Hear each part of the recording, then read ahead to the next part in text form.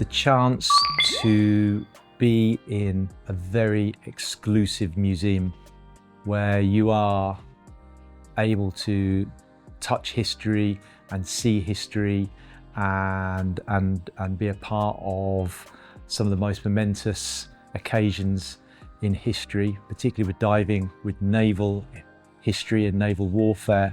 So it's a chance to see and touch real history.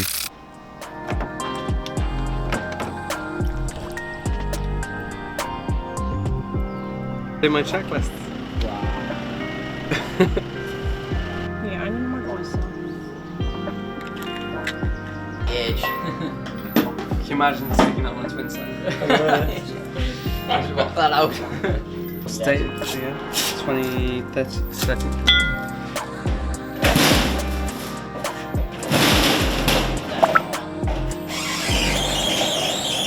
One-to-one scope.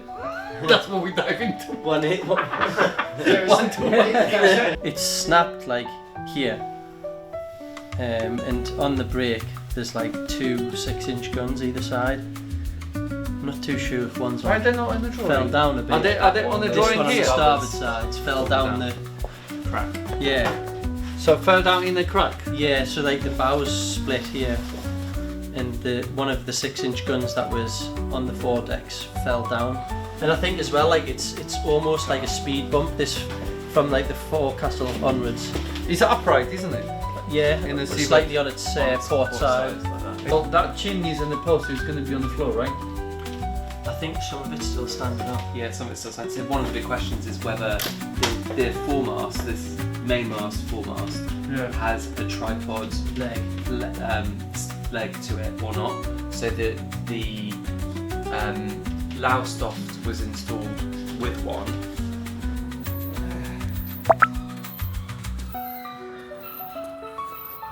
That's like a connection.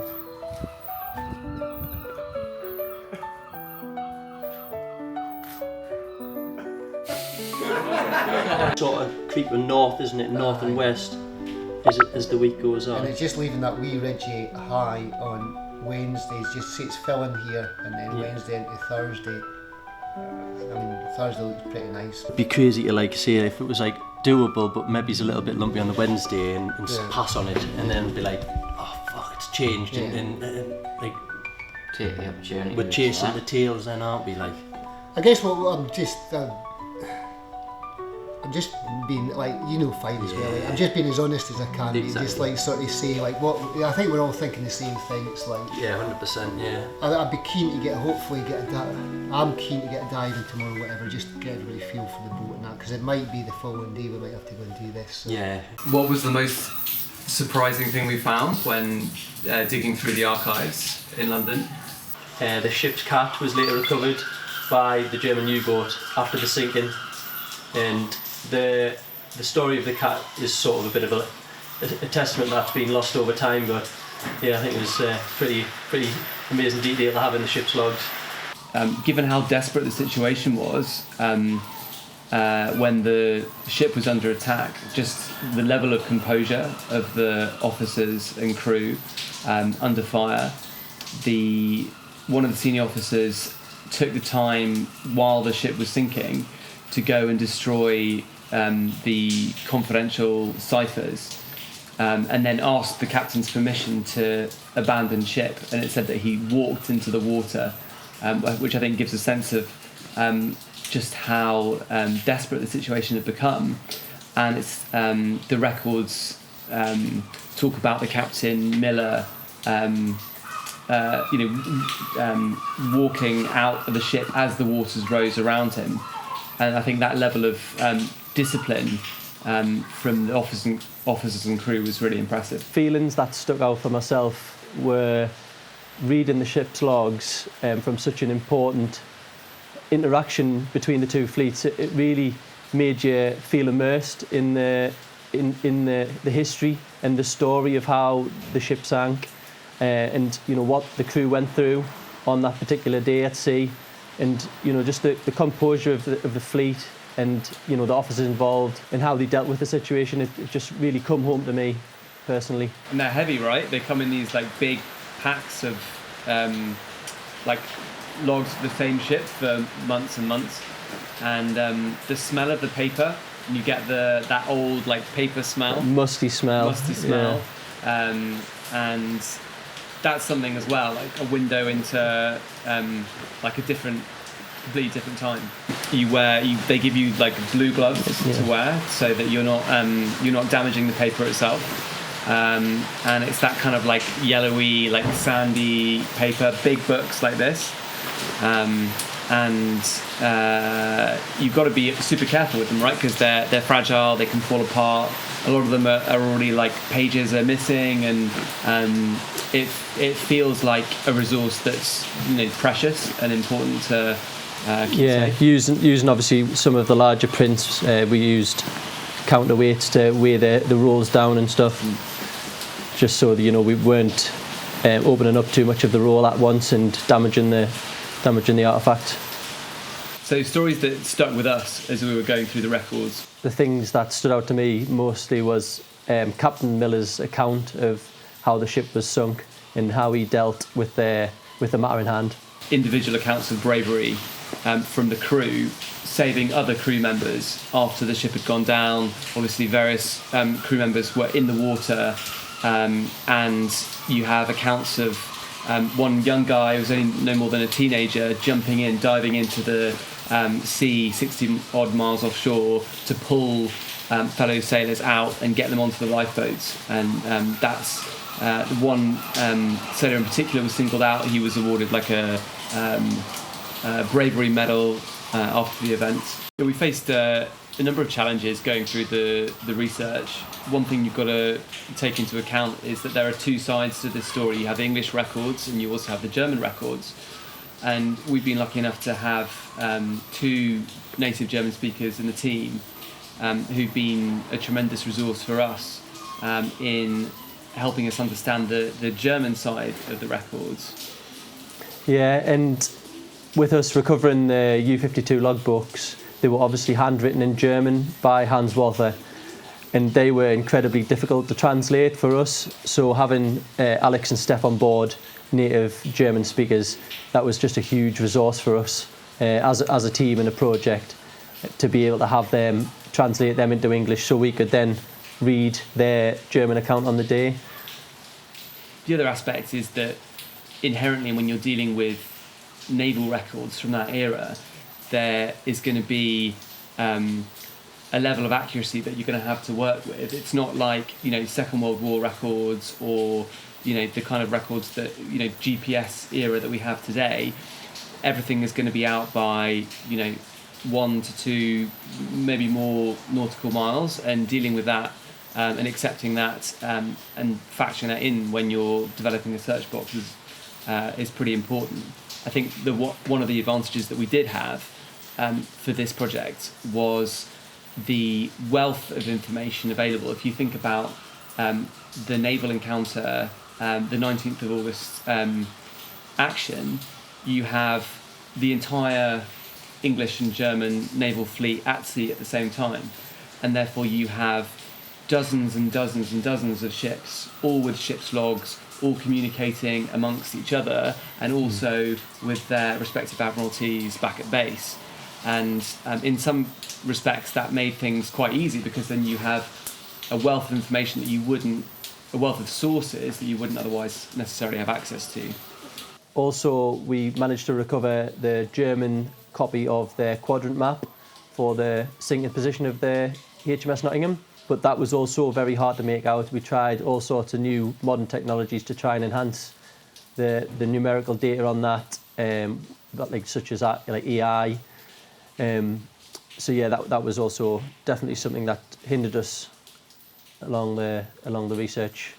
Initially, we sort of took the approach to go through the ship's logs that were sent to the Nottingham's distress initially, and then from there we expanded the search across other vessels that were at sea at the day, which was obviously a huge amount.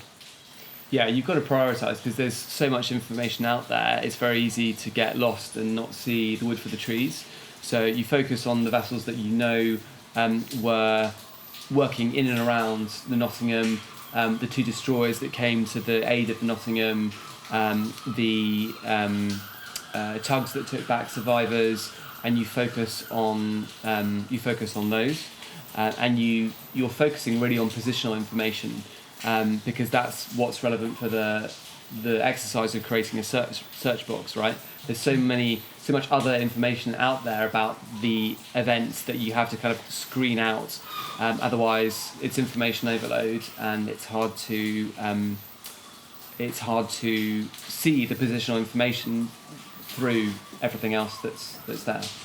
So the details that we uncovered during the research stage of the project, which really changed our mind, was the misunderstanding of the identification, which was made by the HMS Dublin of the U-boat that was lying in ambush. It was misidentified as a fishing vessel. However, that proved as a fatal mistake later down the line for the Nottingham. Yeah.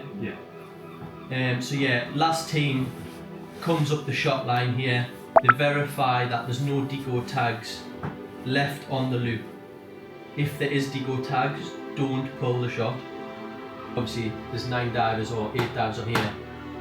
He wants 8 divers to return safe and not just go and follow 1 or 2 drifting. This barrel here, we measured and it's 7 meters long. So that's the right size as well.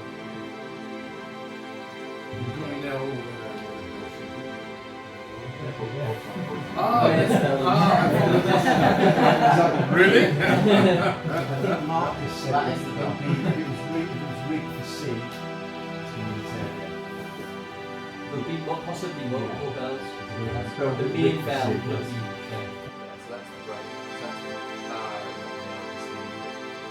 looks like one of the guns is. I am originally from Poland. At the moment I'm living in London for the last 21 years. And been diving since, if I remember correctly, 2016. I'm actually from Germany, or I was born in Germany. I did live a couple of years in different countries, and I started my diving career in 1976. I'm from the UK. I'm actually originally from the south, from Kent, and I have been diving for about 20 plus years now.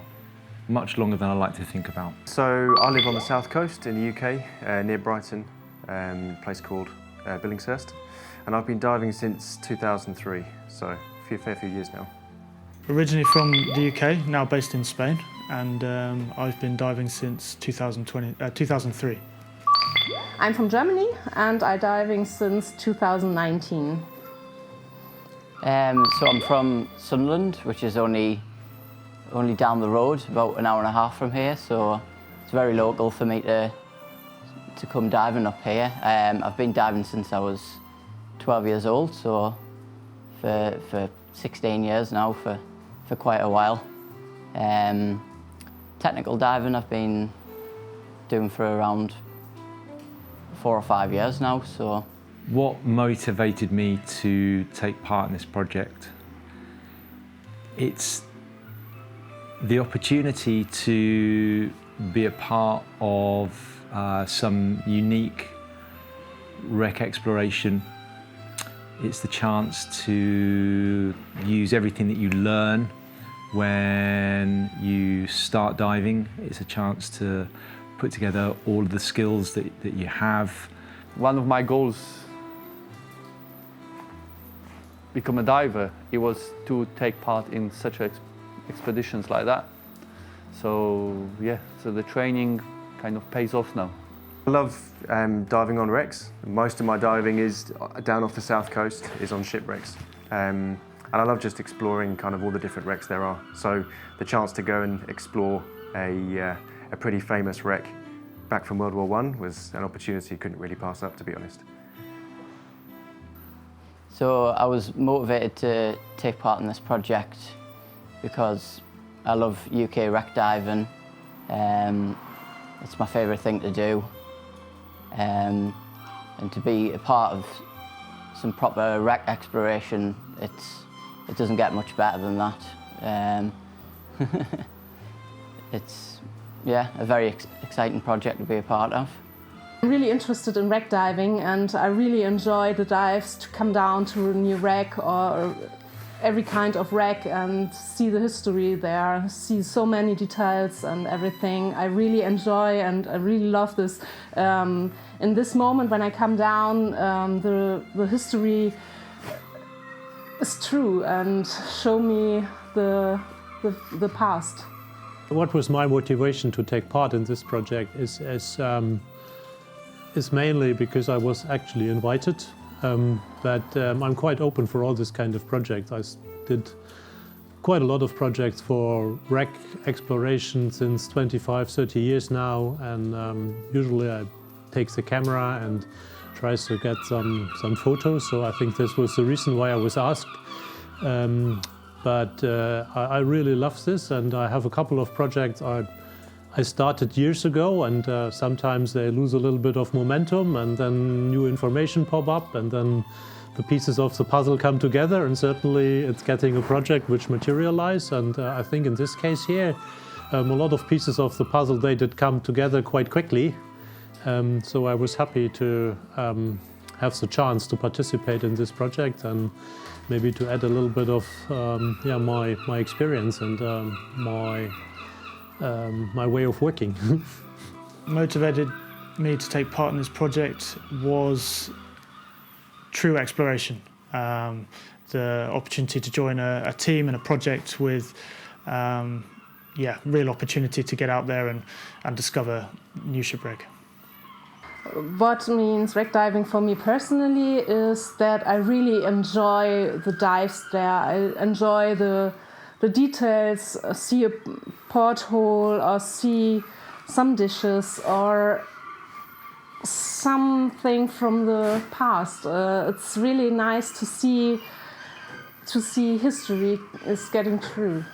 It's mysterious. It's a step back in time and a chance to observe or investigate history.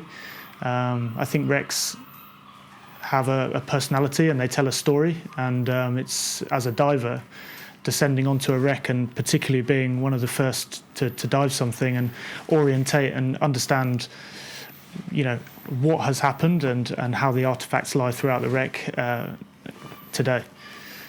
I like everything to do with wreck diving, really. I like the history side to it, so I get quite involved in history behind the wrecks, and I find that quite an interesting part of it. So diving these kind of historic environments. I also actually love the marine life. I find wrecks are a natural habitat for a lot of marine life, and a lot of them can be very, very pretty. So everything to do with wrecks, really. That kind of gets me going.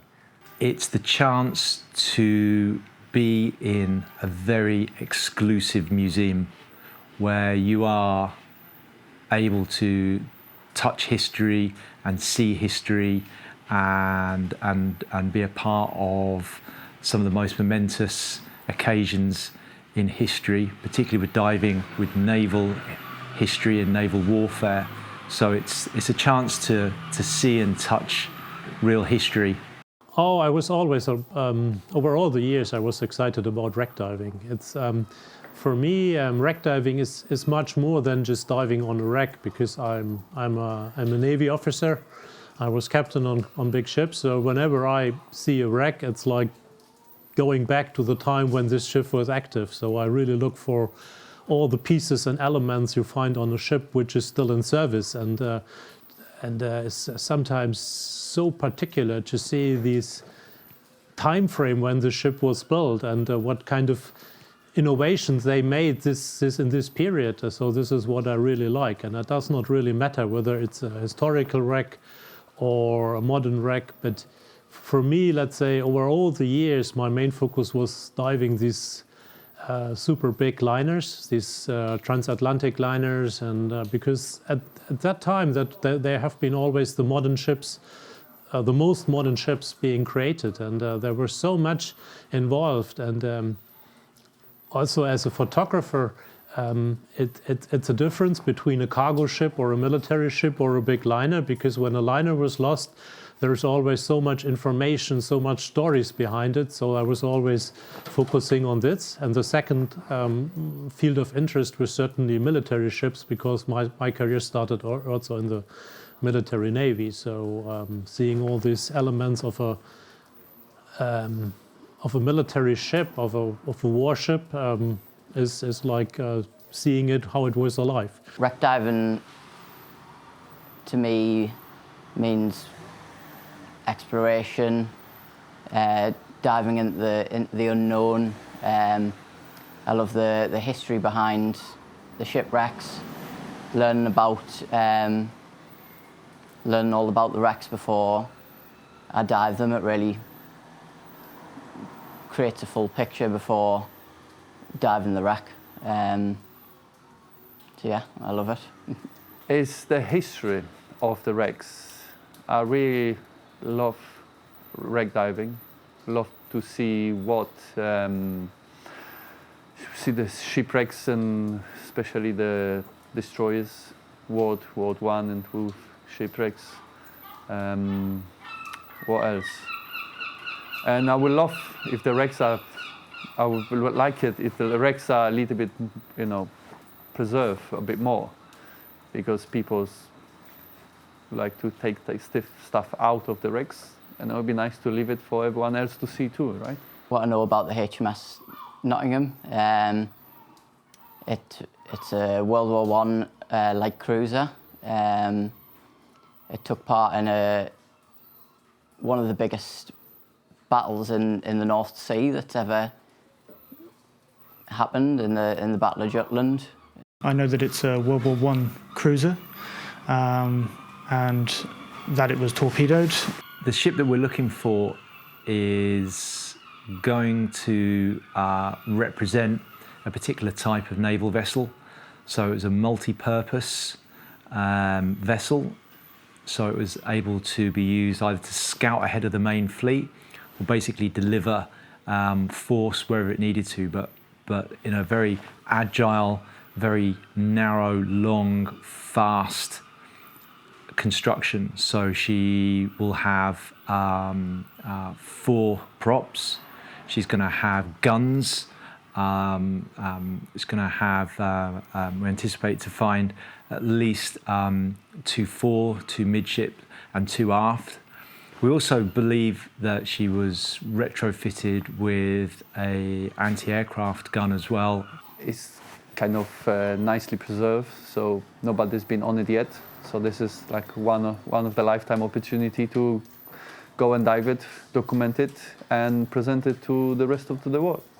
Leo did speak with me quite often. We had a couple of calls, and Leo was so enthusiastic about this wreck. So let's say my field in this project was not 100% the wreck itself. It was more about the attack of the German submarine.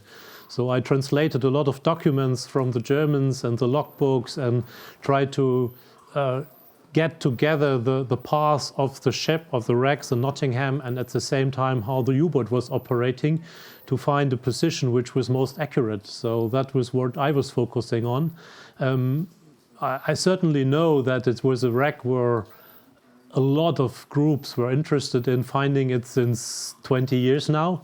So that is why I was immediately keen to be here, because I was part of other projects where people thought, oh, we should look for this wreck, and now it materializes, and it's quite emotional to be part of this team.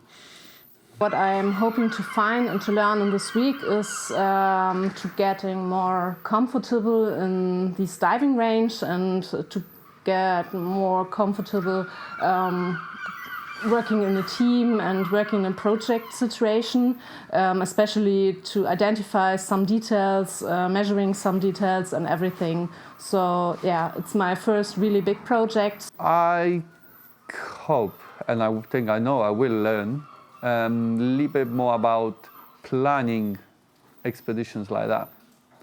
So who knows, maybe in the future something come up, and maybe one day I'm going to be in charge of something like that. So you never know, never say never. What am I hoping to learn or find from this week? Well, I think it'd be remiss not to say hoping to find the wreck. That's definitely up on the agenda. It'd be really nice to kind of embed as a team properly. So a lot of us on the project team have dived together, but there are some new faces. So it's really nice to kind of grow that team and kind of see the team kind of gel. So I'm looking forward to that. Out if this is the correct wreck that we've been putting a lot of time and effort into finding, and hopefully get a positive identification out of all the effort that we've been putting in so far into finding the wreck. First of all, to find the shipwreck. That's number one. Learn or confirm more of her fate and how she lays on the seabed today. So more about the wreck, and in terms of learning personally, just learning to be cohesive within the group that we have and the team that we have, and get the most out of this week in terms of contribution.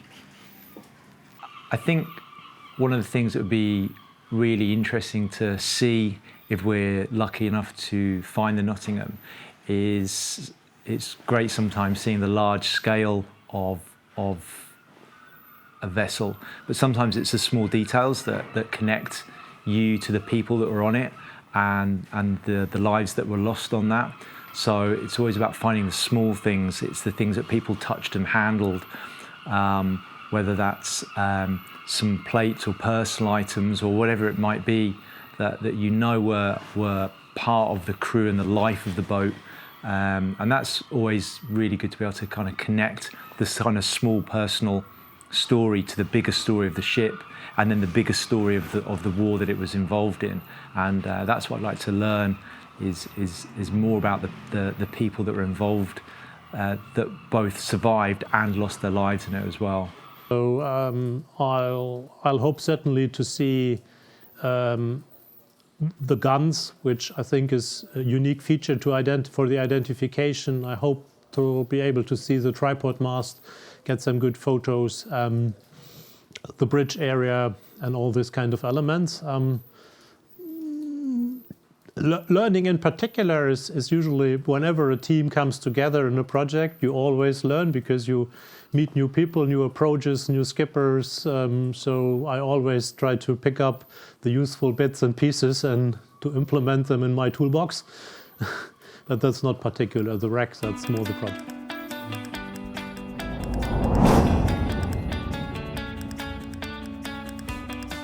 Good morning, guys. Good morning.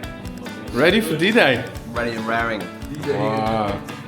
D-Day. Did you get much sleep? How many times you dreamed about this day? None, because I didn't sleep. Yo, what time is it? Time is 2:46.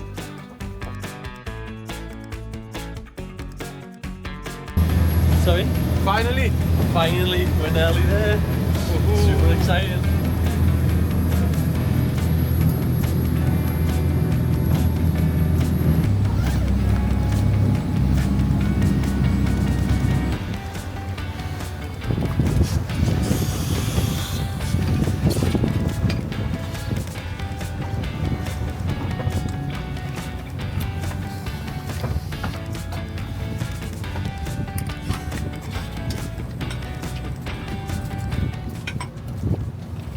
ready? All ready to go. Are you going to find her? Fingers crossed. We'll see when we get down there. It's been a long ride so far, so we'll see. Super cool day, perfect conditions, so I'm quite confident.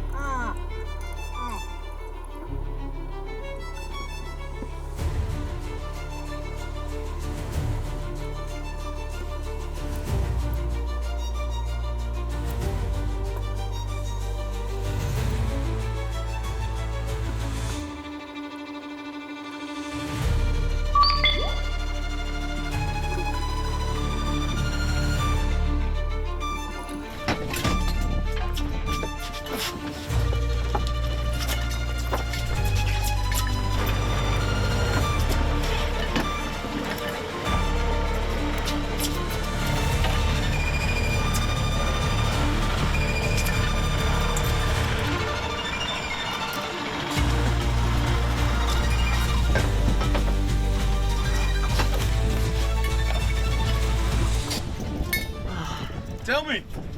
Well, we've definitely found the HMS Nottingham. You did? It said HMS Nottingham on the stern. Nottingham. 6-inch guns everywhere. Oh, absolutely amazing dive. Cheers, man. Awesome.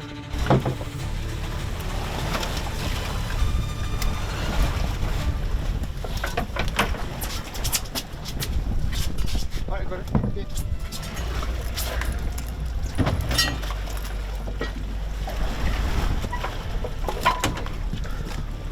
Okay.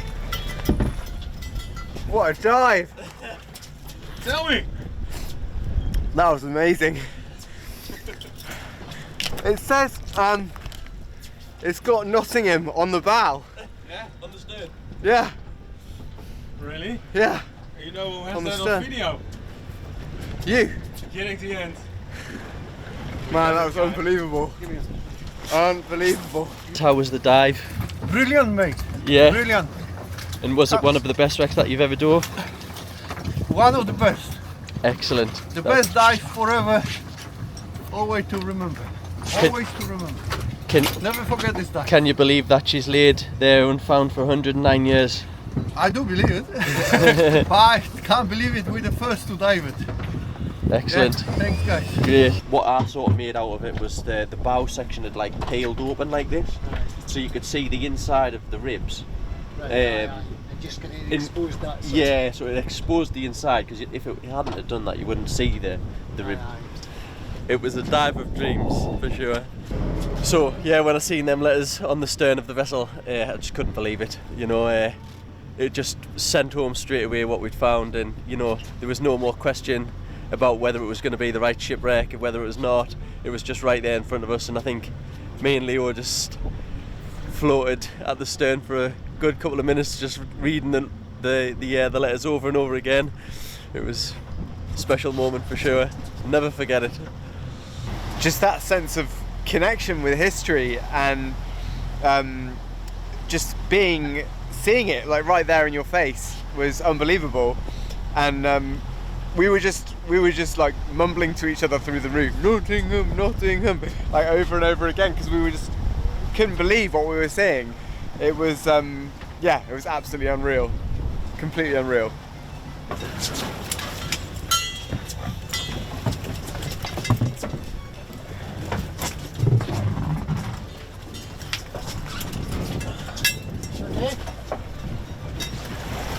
What a service. First impression, sir. First impression. I did see a wreck.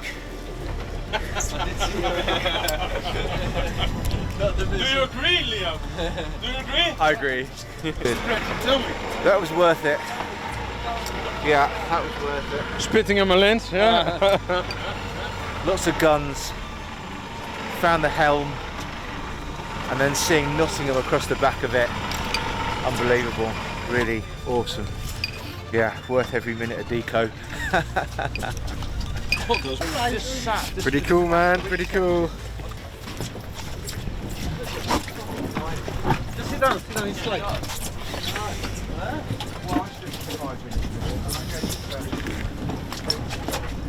First impression. Show your face.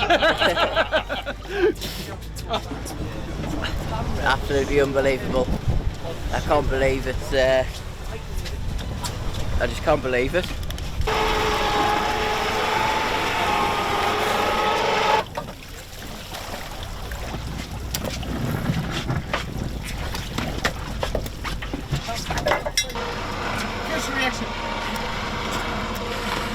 You enjoyed?